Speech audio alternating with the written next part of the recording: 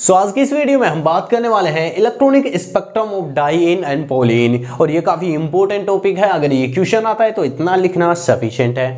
ये हमारा टॉपिक है यूवी विजिबल स्पेक्ट्रोस्कोपी का और ये हमारी वीडियो है 4th या 5th वीडियो है जिसमें हम बात करने वाले हैं electronic spectrum of diene and polyene. Diene क्या होती है? ऐसी स्पीसीज जिसमें दो डबल बॉन्ड होने चाहिए यानी कि होते हैं। ये दो डबल बॉन्ड कॉन्जुगेशन में भी हो सकते हैं। ये दो डबल बॉन्ड इस तरीके से भी हो सकते हैं, जैसे carbon double bond carbon double bond carbon, इस तरीके से भी हो सकते हैं। हमारे पास इस तरीके से भी हो सकते हैं, यानी कि कॉन्जुगेशन में भी हो सकते हैं और विदाउट कॉन्जुगेशन भी हो सकते हैं। लेकिन हमारा अगर सिस्टम कॉन्जुगेटेड होगा तो ये जो कॉन्जुगेशन सिस्टम है यानी कि कॉन्जुगेटेड सिस्टम है उसके लिए ही हम डाइईन पढ़ेंगे। यानी कि डाइईन ऐसा होगा हमारे पास जो कॉन्जुगेटेड होगा यानी कि इस टाइप का होगा। और हमारे पास जो पॉलीइन्स होंगी वो पॉलीइन्स ऐसी होंगी जिसमें ये डबल बॉन्ड है, ये double single double single double single इस तरीके से होगा। यानी कि हमारा कॉन्जुगेशन है वो बहुत बड़े मॉलिक्यूल में होगा, उसमें डबल सिंगल यानी कि इस सीक्वेंस में हमारे पास डबल बॉन्ड होंगे। कॉन्जुगेटेड सिस्टम हमारा प्रेजेंट होगा तो उसे हम बोलेंगे पॉलीइन्स। तो डाइईन एंड पॉलीइन्स में हम देखने वाले हैं कि कौन कौन से फैक्टर्स इनके स्पेक्ट्रम जो आता है यानी कि इनका जो सिग्नल आता है हमारे पास पाई टू पाई स्टार जो ट्रांजिशन होता है इसमें। तो यहाँ पर ये जो पाई बॉन्ड है इसमें पाई टू पाई स्टार ट्रांजिशन होगा। तो इस पाई टू पाई स्टार ट्रांजिशन पर कौन कौन सी चीजें इफेक्ट डालती है उन सारी चीजों को हम पढ़ने वाले हैं इसमें। तो स्टार्ट करते हैं। इन द केस ऑफ एथिलीन यानी कि अगर हम सिंपल स्टार्ट करें एथिलीन से जो कि डाइईन नहीं है, ये केवल और केवल एक ईन है यानी कि ये केवल ऐसी स्पीसीज है जिसमें डबल बॉन्ड केवल एक है और डाइईन में दो डबल बॉन्ड होने चाहिए। तो अगर एथिलीन की बात करें तो इसमें जो सिग्नल होते हैं इसमें जो पाई टू पाई स्टार जो ट्रांजिशन होगा उसमें जो सिग्नल होगा वो हमें 165 नैनोमीटर पर देखने को मिलेगा। तो ethylene molecule the signals are appear at 165 nanometre due to pi to pi star transition. यानी कि जो pi to pi star transition होगा इसमें उसका सिग्नल हमें 165 नैनोमीटर पर देखने को मिलेगा। किसमें? एथिलीन में। ठीक है, एथिलीन में this signals is affected by hypoconjugation resonance and conjugation effect. यानी कि अगर एथिलीन सिंपल मॉलिक्यूल की बात कर रहा हूं मैं, एथिलीन का अगर हम स्पेक्ट्रा लाए उसमें जो पाई टू पाई स्टार जो ट्रांजिशन है उसको देखें तो वो हमें इतना नैनोमीटर पर हमें देखने को मिलता है। लेकिन अब इस पर अगर हम कोई अदर ग्रुप अगर हम जोड़ते हैं तो कौन कौन सी चीजें यानी कि कौन कौन से ग्रुप कौन कौन से अलग अलग चीजें इस पर इफेक्ट डालते हैं। इसके स्पेक्ट्रा जो आता है इसकी जो पीक्स आती है पाई टू पाई स्टार जो ट्रांजिशन की पीक आती है उसको कौन कौन सी चीजें इफेक्ट डालती हैं। तो फर्स्ट चीज हाइपोकॉन्जुगेशन, ये किस तरीके से इफेक्ट डालेगा इसका पूरा टॉपिक है, इनको पढ़ेंगे। रेजोनेंस और कॉन्जुगेशन इफेक्ट ये किस तरीके से इफेक्ट डालेंगे हमारे इसमें जो pi to pi star transition हो रहा है उस पर। तो स्टार्ट करते हैं हाइपोकॉन्जुगेशन से। हाइपोकॉन्जुगेशन क्या है, किस तरीके से इफेक्ट डालेगा? हाइपोकॉन्जुगेशन डिक्रीज कर देता है energy gap between pi to pi star transition. Then we observe bathochromic shift, यानी कि एनर्जी गैप अगर घटेगा यार तो बेथोक्रोमिक शिफ्ट देखने को मिलेगा, रेड शिफ्ट देखने को मिलेगा क्योंकि एनर्जी गैप घट चुका है। यानी कि अब पाई टू पाई स्टार ट्रांजिशन कराने के लिए मुझे केवल इतनी एनर्जी की जरूरत है। ये कब हुआ? जब मैंने एक हाइड्रोजन को रिप्लेस कर दिया CH3 से। CH3 कैसा ग्रुप है? ये प्लस R शो करने वाला ग्रुप है, यानी कि ये हाइपोकॉन्जुगेशन में पार्टिसिपेट करेगा।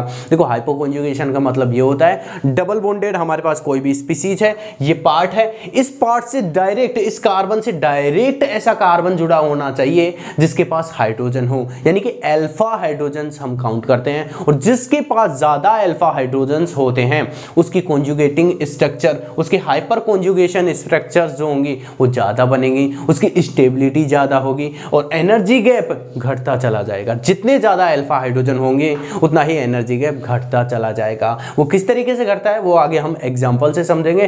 तो जब मैं इस एथिलीन में एक हाइड्रोजन को रिप्लेस कर देता हूं CH3 से तो इसका जो एनर्जी गैप है ये पाई टू पाई स्टार ट्रांजिशन कराने के लिए इसकी बात कर रहा हूं तो इसमें जो pi to pi star transition कराने के लिए अब पहले इतनी एनर्जी चाहिए थी, अब इतनी चाहिए। ये केवल और केवल इस CH3 की की वजह से हुआ है। अब CH3 ने ऐसा क्या कर दिया कि इसका एनर्जी गैप जो है वो घट गया। तो देखो यहाँ पर ये CH3 जो है हाइपोकॉन्जुगेशन में पार्टिसिपेट करेगा और किस तरीके से करेगा, देखो यहाँ पर क्या है, यहाँ पर CH2 और यहाँ पर सिंगल बॉन्ड हाइड्रोजन, हाइड्रोजन कुछ इस तरीके से आएगा, यहाँ पर नेगेटिव चार्ज आएगा, नेगेटिव चार्ज आएगा तो ये इस तरीके से माइग्रेट कर सकता है, ठीक है। यानी कि हमारे पास एक तरीके से रेजोनेंस होता है। हाइपोकॉन्जुगेशन क्या है, एक तरीके का रेजोनेंस ही है। यहाँ पर हाइड्रोजन है, ये हाइड्रोजन अपने बॉन्ड के इलेक्ट्रॉन इस कार्बन को दे देगा, ये बॉन्ड आगे माइग्रेट कर जाएगा। ये एक तरीके से रेजोनेंस की ही सिचुएशन क्रिएट हो रही है। तो हाइपोकॉन्जुगेशन भी लगभग सेम ही है, हाइपोकॉन्जुगेशन रेजोनेंस ही है, ठीक है। तो इस तरीके से होता है जिससे हमारे जो सिस्टम है उसे स्टेबिलिटी मिलती है। रेजोनेंस होगा, आपने पढ़ा होगा, जितनी ज्यादा रेजोनेटिक स्ट्रक्चर्स बनती हैं उसकी स्टेबिलिटी और बढ़ती चली जाती है, यानी कि वो मोर स्टेबल होता चला जाता है। तो केवल CH3 के आ जाने से यहाँ पर हमारे पास इसका जो एनर्जी गैप था पाई टू पाई स्टार ट्रांजिशन कराने के लिए वो घट जाता है, क्योंकि यहाँ पर हाइपोकॉन्जुगेशन आ जाता है। एक तरीका का रेजोनेंस होता है जिससे हमारे पाई बॉन्ड है इसे स्टेबिलिटी मिल जाती है, एनर्जी गैप घट जाता है, ठीक है। Then we observe bathochromic shift if hydrogen of इसका CH2 डबल बॉन्ड CH2 यानी कि एथिलीन का अगर हम hydrogen molecule is replaced by CH3 से रिप्लेस कर देंगे, then we observe red shift. Red shift को हम बैथोक्रोमिक शिफ्ट कहते हैं। अगर एनर्जी गैप घटेगा, अब एनर्जी गैप घटेगा तो हमारे पास लैम्डा की वैल्यू बढ़ेगी, यानी कि हायर वेवलेंथ पर हमें सिग्नल देखने को मिलेगा। यानी कि हमारा जो कंपाउंड है, मान लो अगर वो ब्लू कलर का है तो वो हमें रेड कलर का शो होने लगेगा, केवल एक CH3 जोड़ देने से।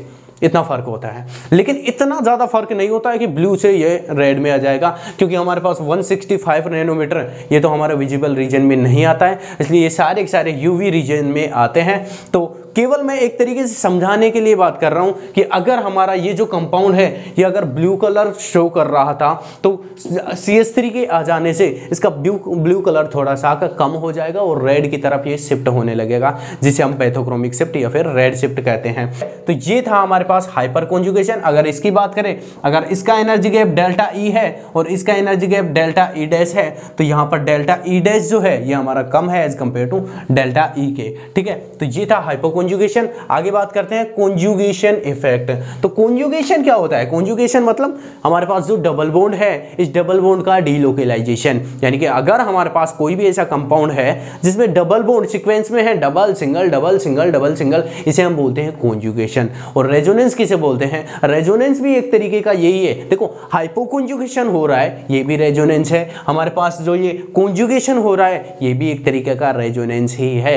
यानी कि रेजोनेंस में क्या होता है, हमारे पास डबल बॉन्ड का डीलोकेलाइजेशन होता है, और कॉन्जुगेशन में क्या हो रहा है, हमारे पास डबल बॉन्ड का ही डीलोकेलाइजेशन हो रहा है। तो presence of double bond and conjugated double bond decreases the energy gap between HOMO and LUMO orbital. यानी कि अगर हमारे पास कोई ऐसा कंपाउंड है जिसमें डबल बॉन्ड प्रेजेंट है कॉन्जुगेशन में, तो उसमें जो एनर्जी गैप है पाई टू पाई स्टार ट्रांजिशन कराने के लिए वो एनर्जी गैप घट जाता है। आगे आपको डिटेल से समझाऊंगा कि किस तरीके से वो घटता है, ठीक है। तो एनर्जी गैप घट जाता है और हमारे जो ट्रांजिशन होते हैं ना ये पाई टू पाई स्टार ट्रांजिशन, ये होमो टू लूमो होते हैं। होमो का मतलब होता है हाईएस्ट ऑक्यूपाइड मॉलिक्यूलर ऑर्बिटल, यानी कि ऐसा ऑर्बिटल जो कि हायर एनर्जी का होगा और उसमें लगभग मिनिमम एक इलेक्ट्रॉन तो प्रेजेंट होगा ही, ठीक है। और लूमो का मतलब होता है लोएस्ट अनऑक्यूपाइड मॉलिक्यूलर ऑर्बिटल, यानी कि ऐसा ऑर्बिटल जिसकी एनर्जी बहुत कम होगी और उसके पास एक भी इलेक्ट्रॉन नहीं होगा, उसे हम लूमो बोलते हैं। तो हमारे जो ट्रांजिशंस होते हैं वो होमो टू लूमो होते हैं। और कॉन्जुगेशन अगर आ जाता है तो हमारा एनर्जी गैप होता है between HOMO to LUMO orbital, वो घट जाता है। Then we observe bathochromic shift, हमें पैथोक्रोमिक शिफ्ट देखने को मिलता है। That means in the case of diene and polyene as increases the double bond in conjugation, the energy gap also decreases and we observe higher value of delta max and intensity. यानी कि ये कहने का मतलब ये है, अगर ऐसा कुछ होता है जिसमें एनर्जी गैप घटता है तो पैथोक्रोमिक शिफ्ट या फिर रेड शिफ्ट हमें देखने को मिलती है। अब रेड शिफ्ट देखने को मिलती है ये कब होता है, जब कॉन्जुगेशन बढ़ता जाता है। तो जैसे जैसे हम कॉन्जुगेशन बढ़ाते हैं, कोई ऐसा सिस्टम है जिसमें डबल बॉन्ड है और डबल यानी कि 2 डबल बॉन्ड है वो कॉन्जुगेशन में है, एक ऐसा सिस्टम है जिसमें 5 डबल बॉन्ड है वो कॉन्जुगेशन में है। तो 5 डबल बॉन्ड जिस भी कॉम्प्लेक्स में प्रेजेंट कोवेलेंट हैं उसमें वो जो डबल बॉन्ड है उसको ट्रांजिशन कराने के लिए बहुत कम एनर्जी की रिक्वायरमेंट होगी, और बहुत कम एनर्जी की रिक्वायरमेंट होगी तो वो ट्रांजिशन कहाँ पर शो करेगा, हायर वेवलेंथ पर शो करेगा, यानी कि वो धीरे धीरे विजिबल रीजन में चला जाएगा। तो अगर मान लो ऐसा कंपाउंड जिसमें बहुत सारे हमारे पास डबल बॉन्ड है और कॉन्जुगेशन में है, तो ये हमारे पास पॉसिबिलिटी बनती है कि उसका जो कलर है वो कलर शो होने लगे, क्योंकि यार वो उसका जो ट्रांजिशन है वो विजुअल रीजन में जाता जा रहा है, क्योंकि डबल बॉन्ड का एक्सटेंशन होगा, यानी कि डबल बॉन्ड बढ़ेंगे हमारे पास, वो भी कॉन्जुगेशन में, तो वहां पर हमारे पास पाई टू पाई स्टार ट्रांजिशन कराने के लिए एनर्जी, बहुत कम एनर्जी की जरूरत होगी, और बहुत कम एनर्जी की मतलब होता है विजुअल रीजन की तरफ हमें यहाँ पर स्पेक्ट्रा या फिर सिग्नल देखने को मिलता है। ठीक है, तो अगर हमारे पास इंक्रीज करते हैं डबल बॉन्ड इन कॉन्जुगेशन तो एनर्जी गैप डिक्रीज हो जाता है, और हायर वेवलेंथ पर, हायर वैल्यू हमें लैम्डा मैक्स की देखने को मिलती है, और साथ में इंटेंसिटी भी बढ़ जाती है। देखो यार, अगर एनर्जी गैप बढ़ेगा तो नंबर ऑफ मॉलिक्यूल्स जो हैं वो भी आराम से ट्रांजिशन करेंगे। पहले 10 कर रहे थे, अब इतना एनर्जी गैप हो चुका है तो नंबर ऑफ ट्रांजिशंस भी बढ़ जाएंगे, क्योंकि हर एक मॉलिक्यूल चाहेगा आराम से, यार इतनी एनर्जी तो वो जुटा लेगा कि वो आराम से ट्रांजिशन कर सके। तो इंटेंसिटी डिपेंड करती है नंबर ऑफ ट्रांजिशंस पर, तो नंबर ऑफ ट्रांजिशंस बढ़ेंगे तो इंटेंसिटी भी बढ़ेगी। ठीक है, because if in energy gap it decreases, अगर एनर्जी गैप डिक्रीज करता है then the number of transitions will be increases, तो हमारे पास जो नंबर ऑफ ट्रांजिशंस होंगे वो भी इंक्रीज करेंगे। So that's why intensity increases, तो हमारे पास जो इंटेंसिटी होगी वो भी इंक्रीज करेगी। ठीक है, तो ये था हमारे पास कॉन्जुगेशन इफेक्ट। कॉन्जुगेशन किस तरीके से इफेक्ट डालता है इसका हम यहाँ पर डायग्राम से समझ सकते हैं। हमारे पास ये एक मॉलिक्यूल है, अगर मान लो मैं बात करूँ इसकी, केवल इसकी बात कर रहा हूं, CH2 डबल बॉन्ड CH2। ठीक है, अगर इसकी बात करूं तो यहां पर इतना एनर्जी गैप चाहिए, इस इलेक्ट्रॉन, ये क्या है मेरा होमो है, ये क्या है लूमो है, केवल इसकी बात कर रहा हूं, तो यहां से उठा करके मुझे यहां पर डालने के लिए इतना एनर्जी गैप चाहिए। लेकिन मेरे पास तो पूरा ये कंपाउंड है, यानी कि हमारे पास एक ऐसा कंपाउंड है जिसमें 2 डबल बॉन्ड हैं। अब यार 2 डबल बॉन्ड हैं तो ये आपस में देखो पाई और पाई जो है ये आपस में ओवरलैप करेंगे, ये आपस में ओवरलैप करेंगे, क्योंकि हमें पता है एटॉमिक ऑर्बिटल जब ओवरलैप करते हैं तो मॉलिक्यूलर ऑर्बिटल बनाते हैं, यानी कि इनका जब मिक्सअप होता है तो मॉलिक्यूलर ऑर्बिटल्स बनते हैं। तो पाई और पाई, यानी कि ये पाई और ये पाई, ये आपस में ऊपर ओवरलैप करेंगे तो अलग अलग एनर्जी स्टेट के दो हमारे पास स्प्लिट अलग अलग एनर्जी लेवल्स देखने को मिलेंगे। ये है हमारे पास मॉलिक्यूलर ऑर्बिटल्स, इसका पाई स्टार और इसका पाई स्टार हमारे पास, ये भी आपस में ओवरलैप करेंगे तो 2 अलग अलग एनर्जी के मॉलिक्यूलर ऑर्बिटल बनाएंगे। तो ये जो है देखो psi1 psi2 psi3 psi4, यानी कि अलग अलग एनर्जी के psi1 psi2 psi3, ये psi क्या है, ये हमारे पास वेव फंक्शन है जो कि रिप्रेजेंट करता है हमारे पास एनर्जी लेवल्स को। ठीक है, तो यहाँ पर ये जो है ये अलग अलग एनर्जी लेवल्स बन चुके हैं। अब देखो ध्यान से देखना, यहाँ पर पाई ये जो है ये आपस में ओवरलैप हुआ, 2 अलग अलग एनर्जी लेवल्स बना लिए। अब देखो यहाँ पर हम फिल करेंगे 2 यानी कि इसमें भी 2 है, इसमें भी 2 इलेक्ट्रॉन है, तो ये आपस में ओवरलैप करेंगे। तो यहाँ पर अब अगर हम फिल करेंगे इलेक्ट्रॉन तो 2 नीचे आएंगे 2 ऊपर आएंगे, तो जो ऊपर वाला है ये हमारे पास होमो होगा, क्योंकि यार होमो वो होता है जिसकी एनर्जी ज्यादा हो और उसके पास मिनिमम 1 इलेक्ट्रॉन हो। ठीक है, तो ये हमारे पास होमो हो गया। और ऐसे ही हमारे पास जो ये पाई वाले थे पाई स्टार, और ऐसे ही हमारे पास जो ये पाई स्टार हैं ये भी आपस में ओवरलैप करेंगे, अलग अलग एनर्जी के अलग अलग स्टेट्स बनाएंगे। एक होगा psi3, एक होगा psi4। psi3 हमारा होमो होगा, सॉरी लूमो होगा, क्योंकि इसकी एनर्जी कम है,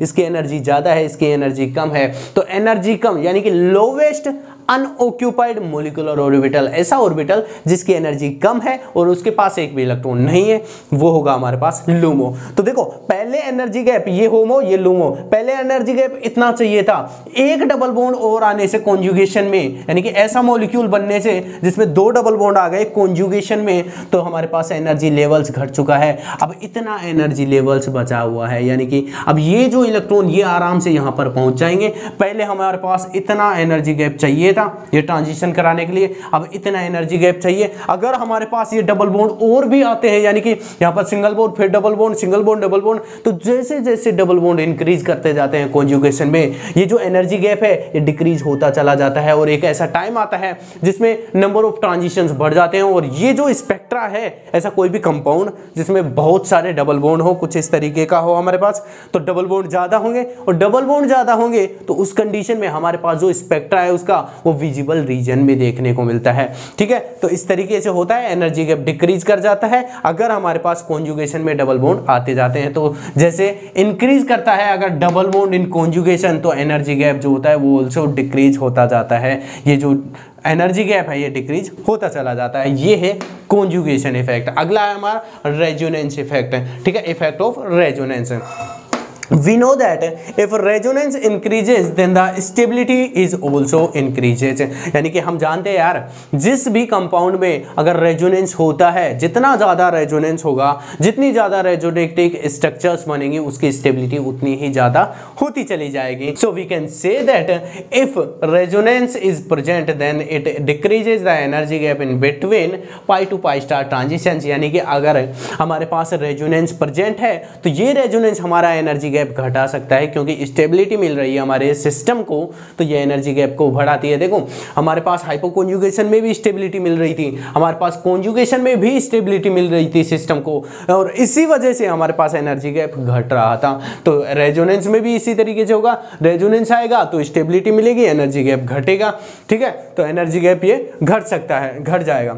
ठीक है, तो एनर्जी गैप घट जाएगा पाई टू पाई स्टार ट्रांजिशन कराने के लिए। It can be explain by following example. इसे इस एग्जांपल से आराम से समझा सकते हैं।